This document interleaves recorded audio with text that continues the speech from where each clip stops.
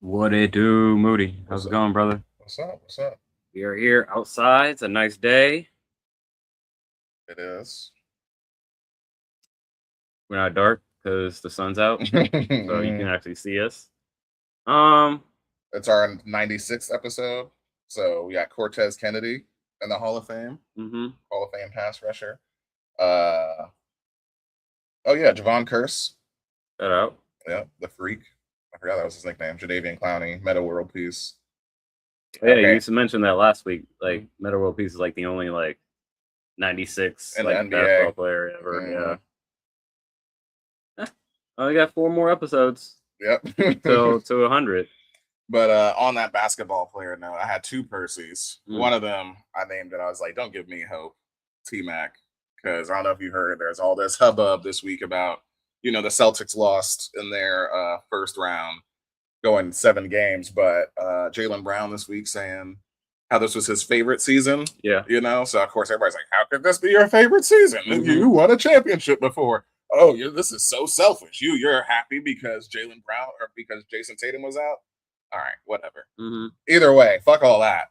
T Mac, who is my favorite player of all time, best friends with your favorite player of all time, is a mentor or is the mentor of Jaylen Brown. Like that's one of his children, basically.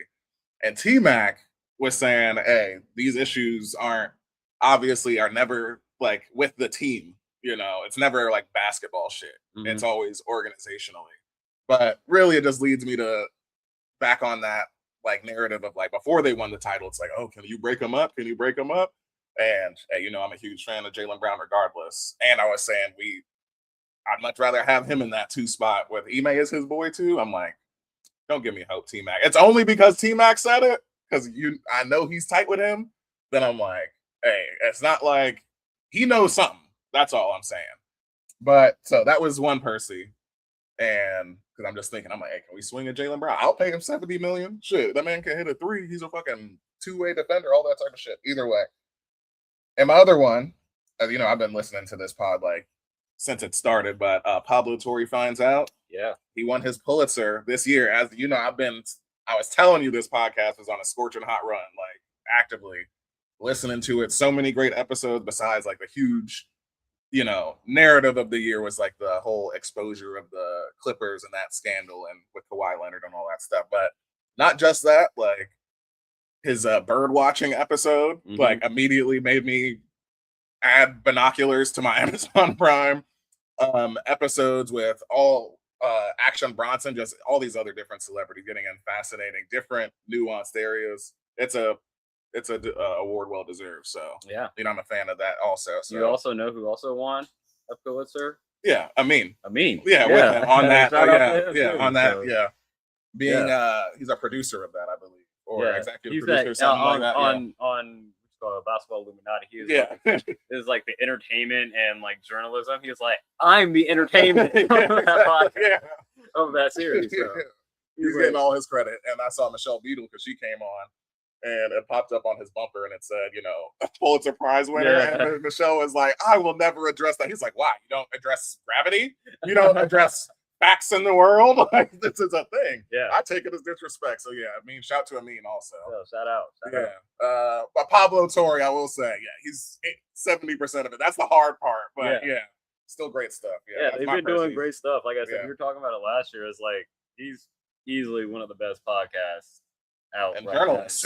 Yeah, exactly. And, actually, investigative journalism, we found out, because you can just look these things up. He just did that. And, sources and stuff, but some of it's not that easy to look up. So, like, they definitely spent time. It's like, kind of like John Oliver when he does, like, his, like, major segments. It's like, these aren't just stuff that he's just writing in a week. Like, they spend months. Yeah, it takes time. Working out these, like, 30-minute segments when they're talking about, like, recently they were talking about, like, gas station store drugs and whatnot. It's like they just didn't make that up in a week. No, they worked on months to validate all that information and whatnot. So you see the time and the effort, and again, not even just the information they're doing it, but the way they're presenting it, and there's a bit of entertainment to it. So shout out to that podcast.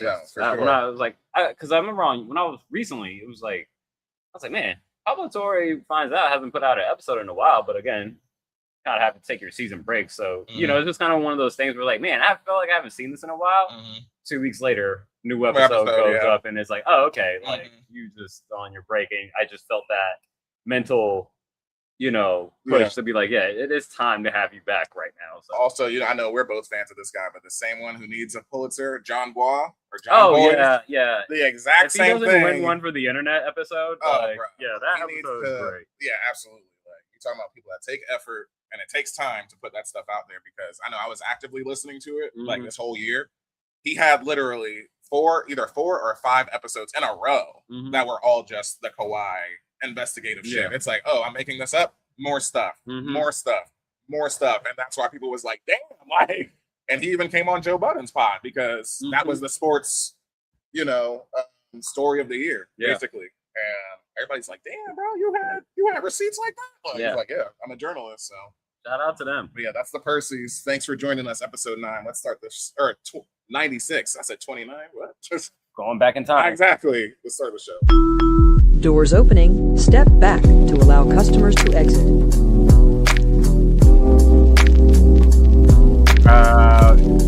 Hey, my tag partner.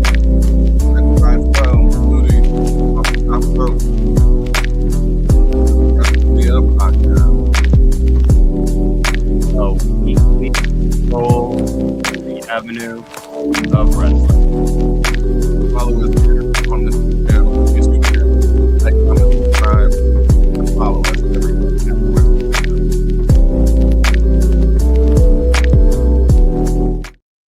Episode 96 of the Wrestling Rehab Podcast. We got our first predictions for season 3 with Backlash happening in a couple hours.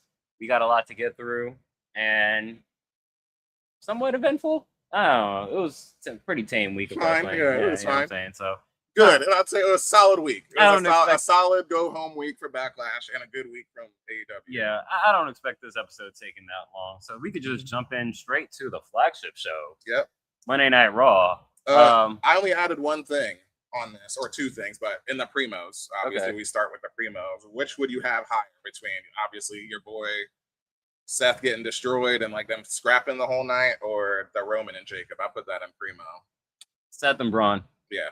Like, Bron just looked like a destructive force. I think even agreeing with the Bleacher Report, like the second one where Bron came out during the fight between the Vision and the Street Profits. Joe Hendry. Joe Hendry is like, that's not really necessary. I was just good with the beginning aspect of it to start the show, where like Seth comes out, doesn't even make it to the ring before Bron just nails him from behind and spears him like however many times, and just, it's just the rabid dog that he, you know, accurately portrays himself to be. So again, they've done a good job of, you know, building this storyline. Both of them coming back from injury, and it should have been a Mania match.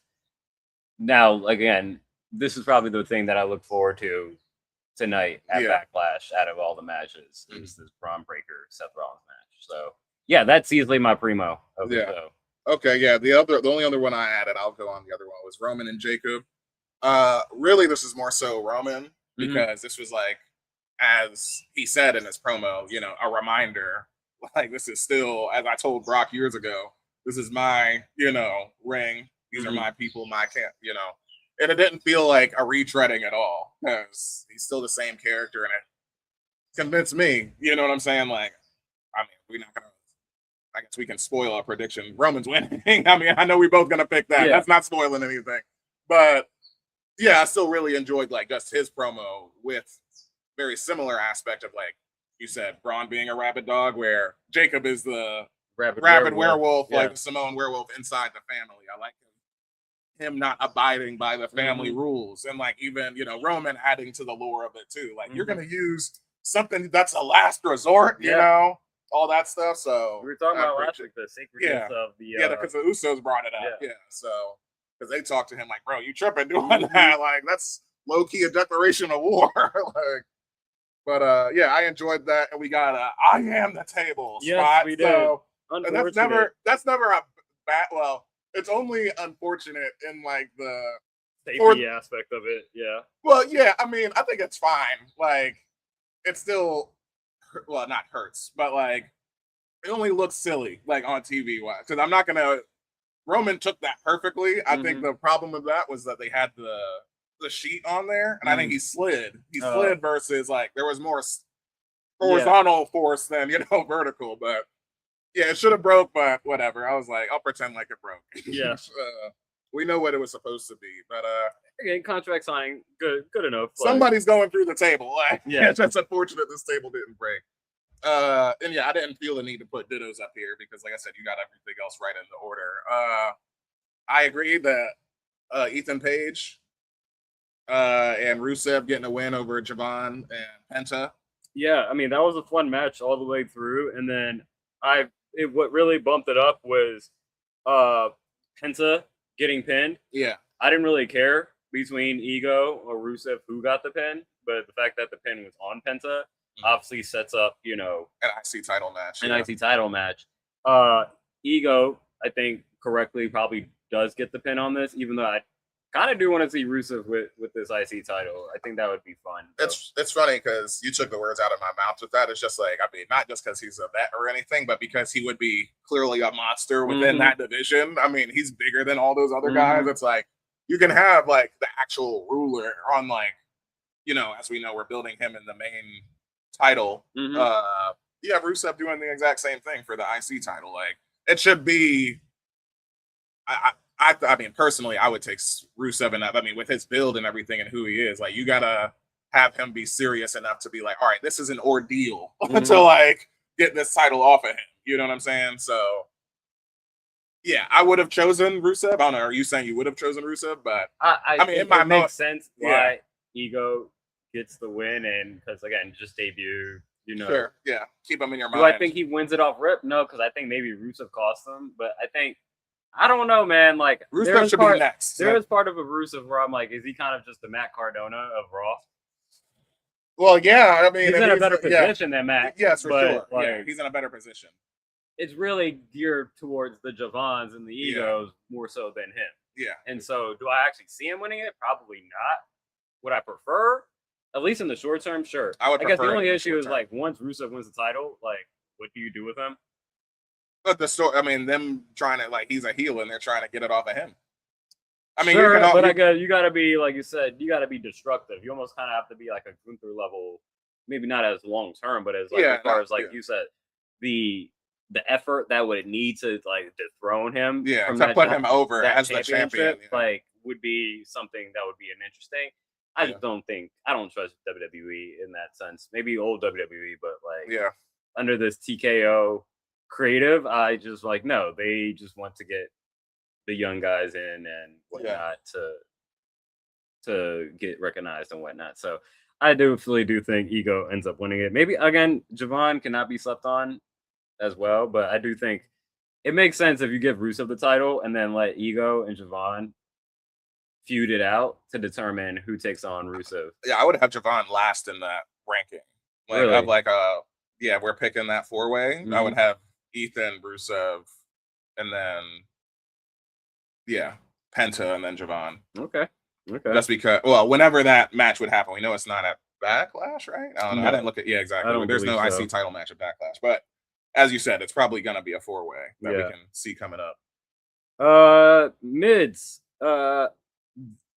These Owa Femi Open Challenge matches, I think, are the equivalent of these speed matches, where like it's gonna be very hard to get something like this a primo. I think this would be the closest primo that you could possibly get. This Owa Femi Otis match was just an impressive like feat of strength viewing of just like seeing these two meaty men, flat meat, flat meat, and like clash into each other, and just the. I'm trying to knock you down, but I'm standing up. The story of the match, I like that. And then eventually, Obafemi, memeing it, like, got to be smart about it, puts him on the ropes and to get him into the fall from grace, and gets him 1, 2, 3. So just from the visual impressive strength, like that was impressive. Yeah. Best I can give you is a mid. Because again, these are so quick matches, and they're supposed to be it. So it's like. I don't know what he could do. Like you would have to like do that to like Tonga. No, you would have to be like you gotta take Roman out like that or something like that. You well, I mean, that's you at that point we gotta already take like a top guy out with in these like that, like in a very impressive fashion to like get LA Knight's on Raw now, so LA Knight, top guy. He's a top star. I'm just saying, yeah, I know what you're saying, but I'm like, Yeah. I'm trying to think of somebody who could believable without that being on pay-per-view. Mhm. Obviously, I mean, I can see that build for pay-per-view, but I was like, if he does that to Roman, then we're already going towards that pay-per-view if that's the case, you know. So, but for the like that's his open challenge, yeah. I mean, LA Knight is probably like the biggest I could see there, like star-wise. Logan Paul, he's a tag team champion, you know, something like that. But yeah, Roman, Seth, Bron Breakker, I don't know. Bron Breakker would be interesting. Yeah, if he was I think that's a pay-per-view match, though. Yeah, you got to put that on pay-per-view. Well, again, if this is That's a challenge and then Bron Breakker gets his ego fucking destroyed because he lost to Obafemi within like 30 seconds. Yeah, right. It's like, nah, he's gonna like, no, run that back. He's like, nothing has changed. I beat you for this on NXT. Then you put it on a pay-per-view pop-up show, and then you run it for like, 10, 15 minutes. And you get something a little bit more enjoyable. But again, top mid on the card. Another primo mid that I liked as well was the Asuka Io promo backstage, pre-taped. Had the captions, letting them speak in their natural language and whatnot.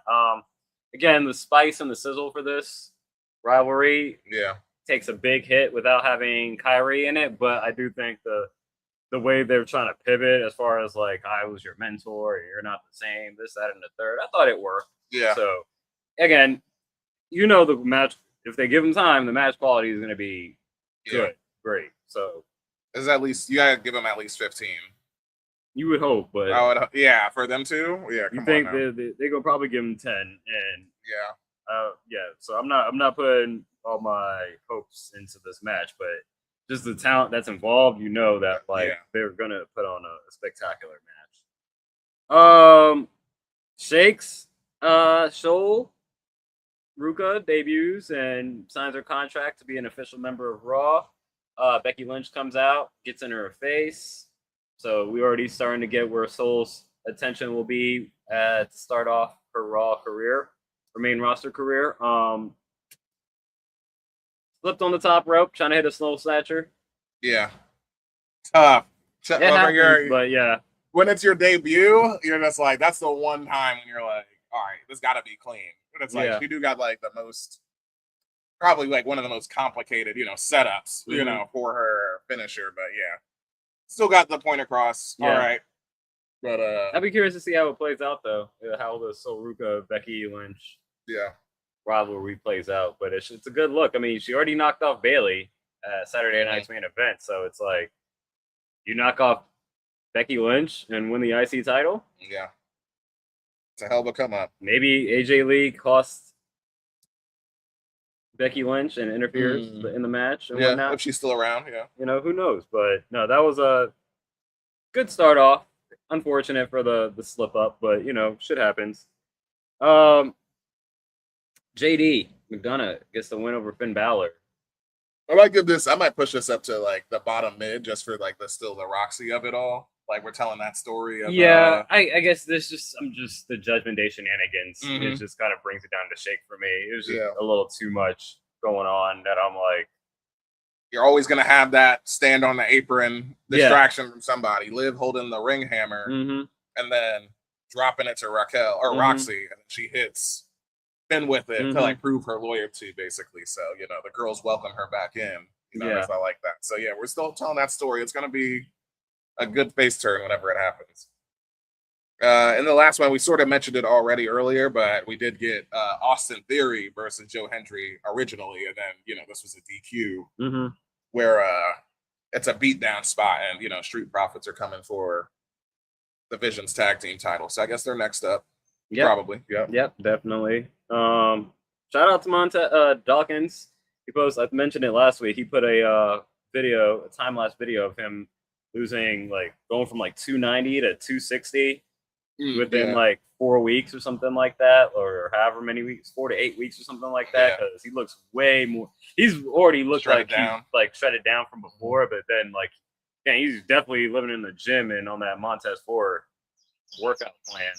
So he looks great. Also, they're continuing the little backstage moments in the background where Austin Theory is talking to Maxine. Mm-hmm. So Maxine again being teased to possibly join the Vision, Yeah, which would be interesting, especially to see her as a heel. Yeah. I wonder how that. Yeah, I was about to say that same thing. I'm like, she's such a alpha babe, though. But Yeah, that's our snowflake. It's got to be it's got to be like a seduction storyline or something like that. Like not like romantically, but like you got to have like some kind of carrot on a stick for her. Like, why would she do that? You know what I'm saying? So, hey, maybe again she just is like, I'm tired of being held back. Well, yeah, by Otis and Tozawa, and I need to I have an opportunity to be with Paul Heyman and Logan Paul and Austin Theory and this squad that I know like this is a good look for me in my career and getting me to the place that I want to be instead of just happy-go-lucky Maxine. No, I'm here for that. Her character wouldn't say that though. I think maybe that's got to be Austin Theory's pitch then. That's got to be what he's saying because then the moment that we see her knock on a door and Paul Heyman opens the door, that's when I'll be like, oh shit, okay, we're here now. But, you know what I'm saying? But we're gonna have to get there though. But yeah, that's it from Raw over to NXT. Bodega. Yep. Man, yeah, your top mid I had as a Reggie. Okay, why is that? Yeah, Callie Armstrong getting the win over. I know who Callie Armstrong is. That was like one of the few Evolve champions. I watched like 5 episodes of Evolve, but I watched her win the title and all that stuff. Good, all that stuff. Like, yeah, I know we're getting a new breed. Beating Jada Parker with a running shoulder block is Reggie as fuck. I don't care who you are. Like that wasn't even like even when we had I can't remember his name back in TNA, but the Pounce, the guy that invented the Pounce. The Pounce is something different than that was a John Cena shoulder tackle, effectively. That does absolutely nothing for me. And then also, not only is it's not Reggie just for the move, it's Reggie for the move, but also you beat Jada Parker with this when we talk about like, who's just here taking L's. Obviously, Jada be having rivalries and be winning and stuff like that. But as far as like her positioning on the NXT card, I'm like, nigga, what? That's where I kind of haven't admitted because I'm like more curious now that it's like, what does this mean? How are you going for the NXT title? Yeah, I guess where does this leave her character or like her story arc now? With the fact that like you losing to newcomers and whatnot, and theoretically you and Lola Vice and Kalani are all the same class, the next ones to be theoretically being called up within the next year or so. So it's like. And again, you still got to be the only one without a title. Blake Monroe showed up and got a title before you. So, like, what are we doing here, Jada? As a character, you know what I'm saying? Like, that's why it's Reggie. That's why, but that's why I haven't admitted because I think there's more intrigue as far as she's not going to get passed up, right? Like she's like, I don't know. I think I'm just curious. People debut without winning the title. Becky debuted without winning the NXT title. She went back and won it. Yeah, but assuming they've done all their call-ups and everything, it's like you're going to be here for the next year at least. Like, where does that leave you? We almost thought Lola was going to go get called up without having winning a title. Fortunately, she's done it now. Yeah. Maybe that. I'm curious. If you had to make the choice of one of those if I had to guess within the next year, is Jada going to win a title? Yes. When? I can't tell you. Yeah, exactly. But this is definitely a setback, which I think it's interesting. And again, I'm curious to see how it plays out. So I understand where you're coming from as a Reggie. That's kind of the opposite end where I'm like, I'm a little intrigued to see what happens. If we're faithful, we're going to follow up with her. Yeah. And like make this a storyline for her. And this isn't just a shallow building Callie Armstrong. Yeah. Sure. Next, I do agree with the other 2 mids that you had, though. The Culling getting the win over Lola Vice and Mr. Iguana. Once again, when you got a champion shoulders on the mat, that can only mean one thing. So I was just like, dang. I was surprised. At first, I thought this was for the mixed tag team titles. No, yeah. Yeah, and I was like, oof, disrespect to AAA. We're not going to let them hold their own, but yeah, they're still holding it. I was going to say, they're going to let white people hold it? I was like, dang. Don't be surprised. But yeah, I mean, I was, the surprise of just Izzy Dame getting the win and over Lola and, Mr. Iguana and whatnot. And I'm a fan of Izzy Dame, so not the cleanest match, but still, I think more of just getting across the line that like credible threats. So I thought that was more of the outcome of it, just because again, I think it's you would have if you asked me probably like, oh yeah, Lola and Mr. Iguana probably get the win out of this, but the fact that the Colony actually got the win is kind of why I put it in the mid for myself. Yeah. My lowest mid on the show for NXT, almost a shake. Zarya setting her sights on the North American Championship. She comes out, cuts a promo, says she's coming in for the North American Championship. That's kind of almost shake to me because I'm like, her rationale makes sense because it's all the root of how her and Soul broke up and stuff. I'm like, fine, I get it.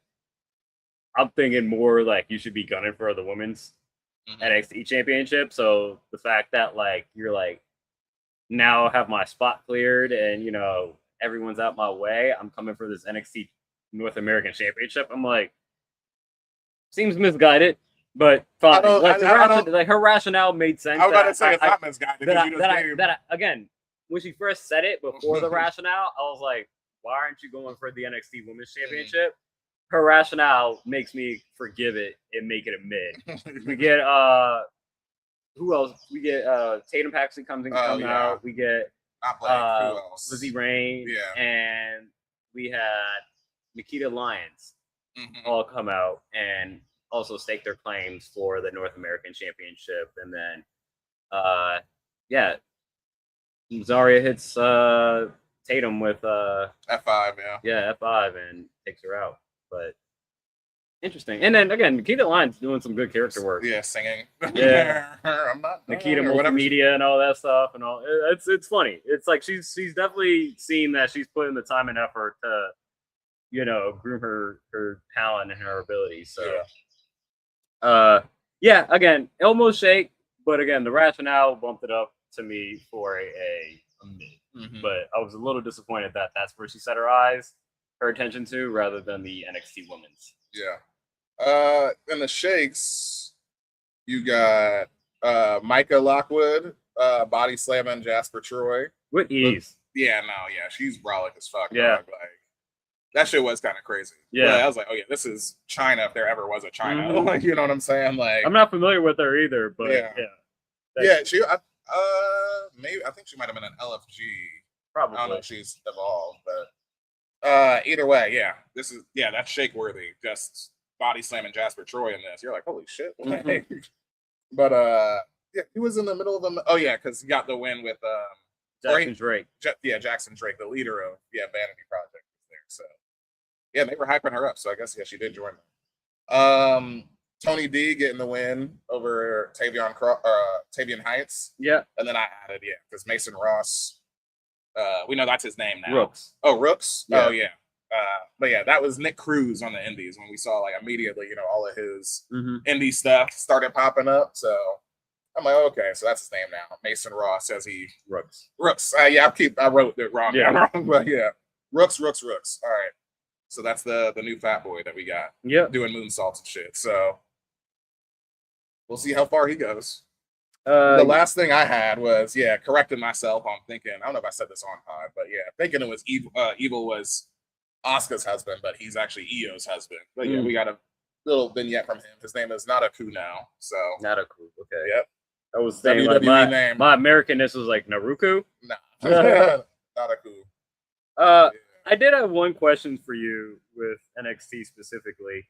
Does it feel like they're speed running these newcomers on the show? It's only been 2 weeks, but I'm like, all these niggas that just keep like running into matches and like, this is my time, I'm so like blah blah. I'm like, are we like just skipping the portion where we're trying to build these characters and just like, what happened to just them like running into somebody backstage? I was or, like, about to say we haven't got any of that.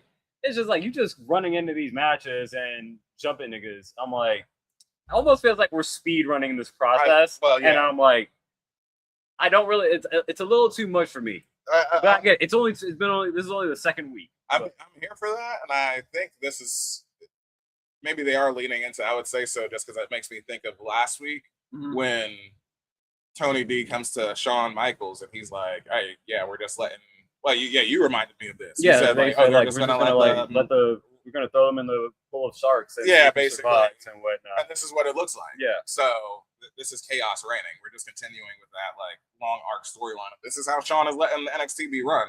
So yeah, I can feel that because we know like what's the quickest way to a championship is attack the champion.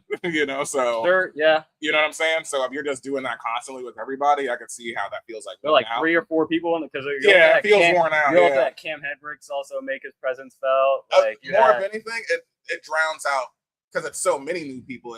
It's almost like not a moot point, but it's like you happens almost every segment. Yeah, exactly. So it's like it's hard to just even remember who people are, let alone them being new. Like Lizzie Rain is the only one who's like, it's like, all right, she got a dope ass finisher.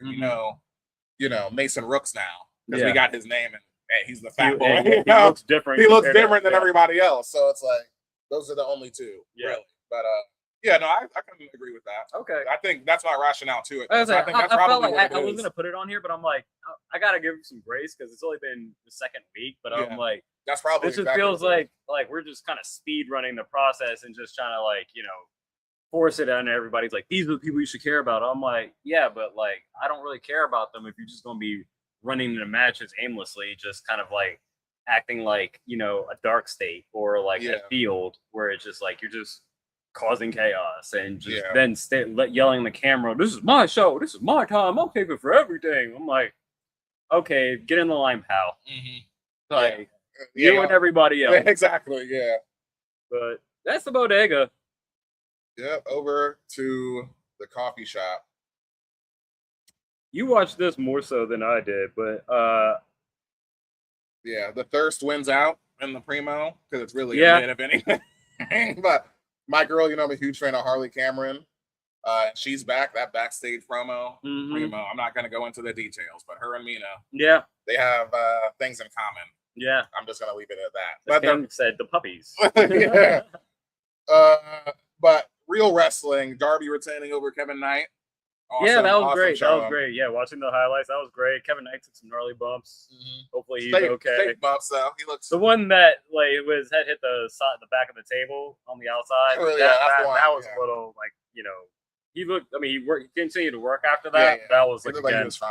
A little dangerous. But yeah, Darby retains. I agree with that. That's definitely a primo. We also get his double or nothing match set up with MJF. Hair versus title match, which I feel way more confident now. I've been saying this. Who's Darby gonna lose the title to? I was like, I think MJF is just gonna win it back. This confirms it for me. That MJF is not getting his hair cut, and Darby Allin will be losing this title. Yeah. So well, at least we got the moment. I ain't mad at that prediction. The mids, I got Okada retaining over Brian Keith. It's like he gets up when he feels like it. This was better than it should have been, especially with like Brian Keith's positioning on the roster. You got a lot of offense in, like you got different like fisherman busters and drivers and stuff like that. But it only takes one rainmaker. That's all it ever takes. But really, the note of this is like, hey, I already got the international title. I want the top title, the AEW title. So it's like, okay, is he actually focusing on this? Because we all know that he could do that at any point in time. You know, ever since he came over from New Japan. He's never held the AEW title, right? No, he's never held that. So yeah, I mean, I think he's got to clear his plate though. I don't think he's holding both the Intercontinental. Hey, I got Takeshita. My guy's finally got it. I think so as well. But like before whoever he faces, whether it's Darby or MJF for that title, if he still has was it Intercontinental? International title, he's losing that match. Yeah. Like, I don't think you're going to be double belting that. No. They're not giving the Age Man that type of power, that much power. Yeah, right. You got Stat Daddy and Sheeta. Yeah, good match. Went over Mina and Harley. Yeah, actually, this is the actual wrestling. This is a good match. But non-thirst aspect of it. Yeah, exactly. And really, also the story of this is, as you pointed out, like, really, are we doing a Sheeta turn? I mean, she ended up hitting her with the like a knee, and when Stat came back in the ring, she kind of like stared down Sheeta. Yeah, like, girl, like, what are you doing? What the hell is this? This is the second week in a row that you've been on some sus shit. So Again, people are again talking about, hey, are we gonna get a heel Yeah. Cheetah? Yeah, she has never been a heel, so yeah, that'd be interesting to see. I wonder what that would be like. But yeah, she finishes off Harley with her Falcon Arrow finisher. The last mid I had to call this. I'm like, how am I supposed to boo Mox? Yeah. And Osprey promo, which this is not an Osprey promo. He's just there because Mox is the only one talking the entire time. But I just enjoyed it. I was glad that we're in the highlights again just to watch that little vignette backstage, but with them working out. It's funny to see Wheeler Yuta just doing sit-ups on Osprey's back. Yeah. And I'm like, that's just funny to me. And then Moxley just getting his chest kicked in by Marina Shafir. I'm like, what do you guys like? You guys are weird. No, I think it's so dope for Mox as a character because he's like, it's not about like, the wrestling. Obviously it's mentality. He's breaking him down and building him back up. It's a boot camp, effectively. And like, we haven't even seen him get active because he says, oh, where's the ring, last week. And he's like, yeah, we don't need that. And it's like, yeah, we're starting from here. So now Will Ospreay has elevated from getting jumped in to now being a table. I get what they're doing. I'm not saying that. I just feel like to me, it almost comes off comedic in a way where it's like kind of like those male boot camps that like self-confident, like they pay like 50 or 20 grand and it's like, we're gonna talk shit to you and everything like that, and you gotta build make you a bad, make you a man and stuff like that. That's kind of what it feels like. But I'm like, cause it comes off very funny just saying like Wheeler Yuta just wrestling with Mina Shafir last week and getting his ass kicked, and now he's doing sit-ups on Ospreay's back, and then while Moxley is getting his stomach kicked in by Marina Shafir, it's like, it's just all funny stuff that like, y'all think y'all tough. Yeah. Like, hey, he is though. You gonna tell them they're not tough? I mean, no, we know they're tough, but like to see the things that they're doing to make themselves tough is just like hilarious. Yeah. It kind of, I'm not saying it's bad. It just comes. I chuckle at it. It's funny to me. The shakes that I got up here, Orange Cassidy getting the win over Dax Harwood, but this really just became like a more so brawl spot where we get FTR and Roppongi Vice and Cope and Cage and a conglomeration and the Young Bucks all brawling, which surprised me because I thought this was going to be our, not our Stadium Stampede because it's clearly around the tag team titles, but in the next segment, we get our actual setup for the Stadium Stampede, which is the Demand beating down Jericho again, like challenging him to that. So it's like the Demand plus 2 more versus Jericho and 4 more. But it looks like, he's probably got 3, which is, the Hurt Syndicate. Yeah. Yeah. So just 1 more and like 2 more, I think, for the Demand. We got to figure out who they are, but that's our Stadium Stampede match for Double or Nothing. Yeah. So slowly building up that card. Yeah.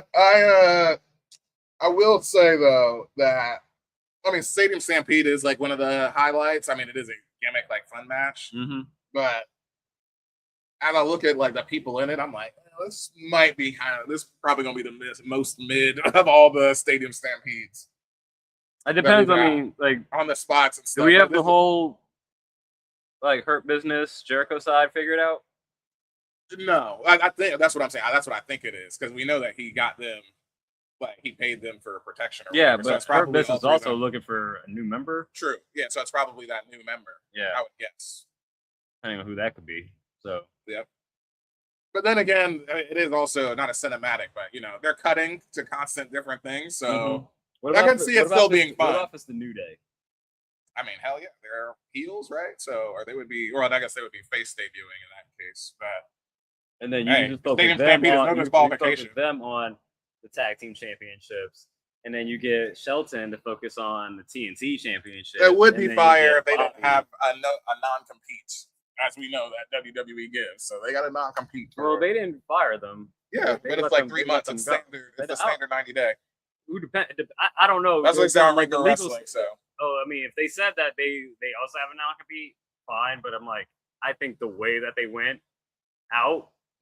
Does that apply? Again, I don't know. I didn't care to look up the logistics afterwards. I think that's what he was saying was like, if your contract just runs out, that's like the shortest time span. It's only 90 days versus like, if you have like your contract still, it could be for like, I don't know, however long, because you they still own your rights for that time under that contract or whatever. So again, I just thought it was like maybe because you just let them out of their contracts, it's like okay, like we don't have the obligation to put you on what you call it, sabbatical. Yeah, for lack of better terms. But yeah, anything else? No, that was it. That was the coffee shop. That was a solid episode. Head over to the gallery.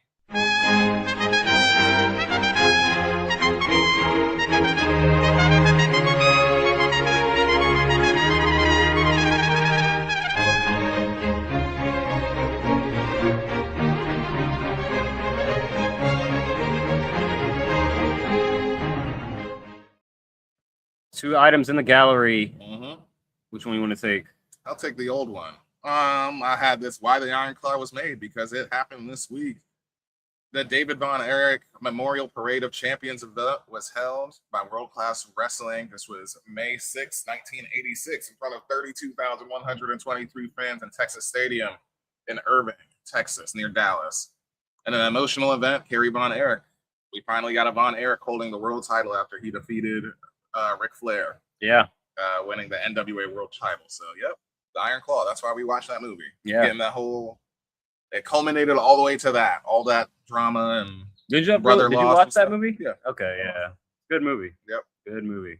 Sad, obviously, but yeah. if you already know about the Von Erich family, you knew where it was going to be, what the story was. But yeah, it was well done in the movie as well, showing that scene and whatnot. So, second item. 2007, not 26. Injured dead man. Edge on May 8th, 2007.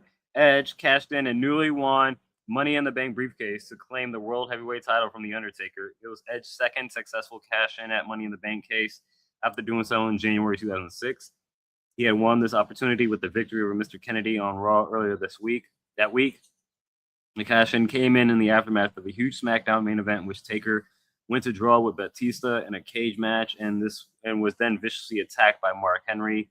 These actions were designed to write the dead man off TV due to an injury, would keep him out of action for a number of months. Yep. The ultimate opportunist getting one of his ultimate opportunities right there. Yeah. That is the gallery. Let's head over to our final show before we get to our Backlash predictions. SmackDown. I don't have anything written here, but let you kind of take the lead on calling this out. Yeah, the best thing in WWE is Danhausen.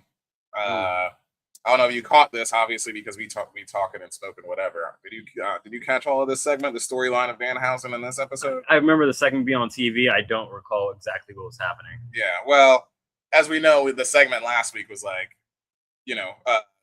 Miz deciding between Kit Wilson and Danhausen on who's he's going to mentor, and we get the setup for this tag team match. So this week, Danhausen is having open signups for who's going to be his tag team opponent or tag team partner at Backlash. But the Miz and Kit come to mess with him some more, and they're like, nobody's going to mess with you. And he's like, I'm multiple time champion, and this is my mentee and all this stuff. And Kit Wilson is the only person that's crazy enough to be, partners with you is Danhausen, and he just holds a mirror up to Danhausen's face, and it like hits him like you see the light bulb over his head, and he's like, "That's a great idea." And then like later in the second half of SmackDown, we see him backstage in like I guess whatever like I said, literally Dr. Doofenshmirtz's like lab that he's in. You just see like bubbling like liquids and stuff, and he's like, "Oh, drinking this," and he's like, "All right." He was like, "Yeah, I'll be ready for this at Backlash." So it's like the other me. Yeah, I'm pretty sure Danhausen is cloning himself. So I'm like, I can't wait to see what this looks like. But I mean, Danhausen and his mystery clone Danhausen partner is definitely winning. I mean, yeah, we'll have to figure out who that is. Yeah, but yeah, comedy led SmackDown for me. Because even though this was silly, the overarching storyline of the entire episode was the funeral of the Gingerbread Man. Yeah. Who was around for like 3 weeks. But just fast forward to the funeral aspect in the main event.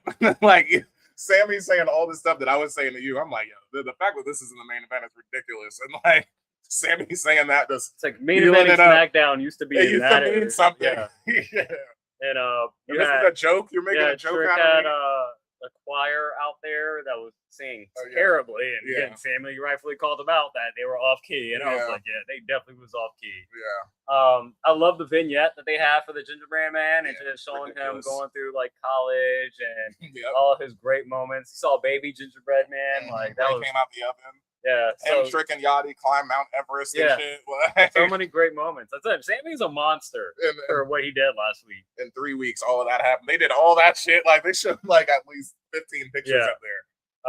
But yeah, funny moment. Yachty was in the gingerbread suit You and get the undead hits sit up him from with- him like he was the Undertaker. yeah, hits him with a cane, and that's the end of SmackDown. Yeah. He gets a trick shot. Yeah. From, or Sammy gets a trick shot from Trick, and Mids, your girls, Fatal Influence, get the win over Rhea, and We're Not Friends. Yep. The baddie stand tall. Yeah, I'm still loosely calling them the baddies, but Yeah. with that being Jada, Michin, and forgive me, BFAB. Yeah.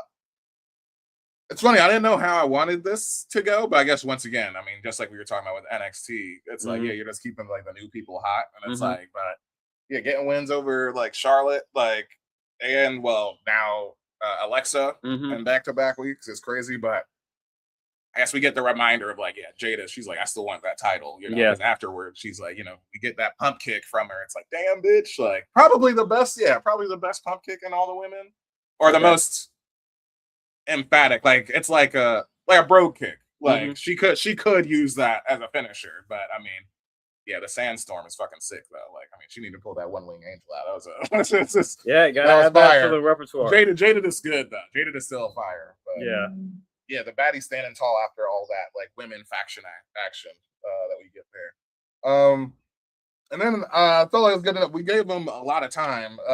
So Ricky Saints, his braggadociousness, his mouth getting him into a match against Matt Cardona, but he's able to back it up because Matt Cardona is the lowest man on the totem pole. I mean, I'm like, this is almost shake just for the fact that, like, in the backstage, Ricky was like, last week I was going against QB1, and now you got me going against QB4, and I'm like, bro, like, that's great because he's not even QB4 doesn't exist unless you're the Cleveland Browns. That's crazy that. And again, I was like, well, he lost last week. He's not losing back-to-back weeks to start off his main roster career. That I was like, oh, Matt Cardona is definitely taking this L. And it sucks because I'm like, bro, ever since you've come back, all you do is just been taking L's. I'm like, that sucks. He's happy to be with his wife. Sure, but I'm like, can we get this man somewhere near a title? No. Somewhere incredible. He could win U.S. title again. No, I guess he can.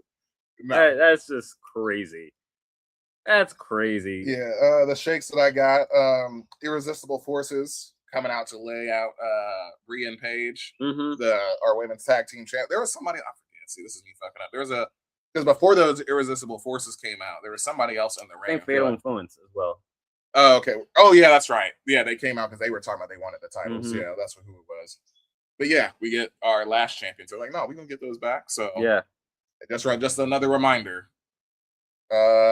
Royce Keys, keeping him hot, getting a win over Tamataga, which I asked you in the moment. I was like, who's winning this? But as we said, new season. We're just keeping making us care about these people. Yeah, got to get the new people to care about. Yeah. And Tiffany Stratton retaining over Kiana James. I guess if anything, there might be a storyline of like continued breakup possibly between Julia and Kiana James. For sure. Because Julia did the typical like trying to help spot, but I got in the way. So leading to the downfall, but that was SmackDown. Yeah.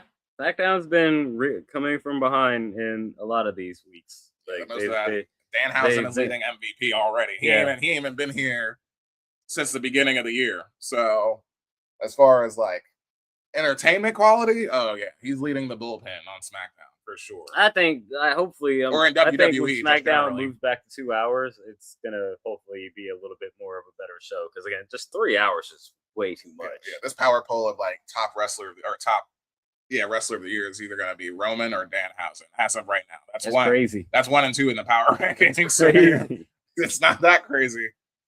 They have different jobs. Yeah. Let's get into our predictions for tonight's Backlash. Starts in about an hour. Going through the card, we have Seth Rollins. This is Bron Breakker. Mm-hmm. I am going to go with my boy Seth. I think the way he was getting beat down. Yeah, I was prepared for this, as we know. I mean, not to shit on Backlash, but this is the shittiest pay-per-view as we was talking about, but not shittiest, but like most predictable. Mm-hmm. And also we only got 4 on the card. That's it.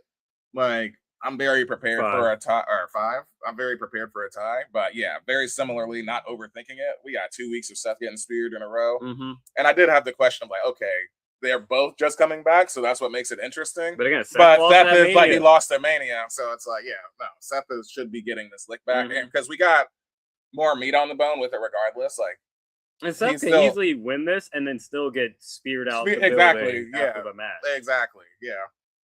And now we're just turning it up, and hopefully this turns into like CM Punk and Drew, where we actually get a Hell in a Cell or like something that feels worth it, you know. As Hell in a Cell between Seth and Braun would be interesting. Yeah, that's that SummerSlam match. Yeah, yeah. Who you got? Seth. Yeah, I agree. U.S. title match.